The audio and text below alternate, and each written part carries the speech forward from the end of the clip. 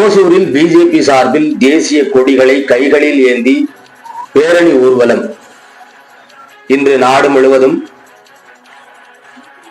நமது இந்திய நாட்டின் 75வது ஆண்டு சுதந்திர தின விழாவினை முன்னிட்டு கொண்டாடப்பட்டு வருகின்றனர். அந்த வகையில் கிருஷ்ணகிரி மாவட்டம் ஓசூர் மாருதி நகர் முத்துமாரியம்மன் கோவில் வளாகத்தில் தொடங்கி சின்ன எலசிகிரி காமராஜ் நகர் உள்ளிட்ட பல்வேறு சாலை வழியாக நமது இந்திய நாட்டின் 79வது ஆண்டு சுதந்திர தின விழாவினை தொடர்ந்து மூவர்ண தேசிய கொடிகளை கைகளில் ஏந்தியவாறு பேரணியாக சென்று முத்துமாரியம்மன் கோவில் வளாகம் முன்பு தூய்மை பாரத திட்டம் பாரத பிரதமர் நரேந்திர மோடிஜி அவர்களின் வழியில் உருது மொழி எடுக்கப்பட்டது.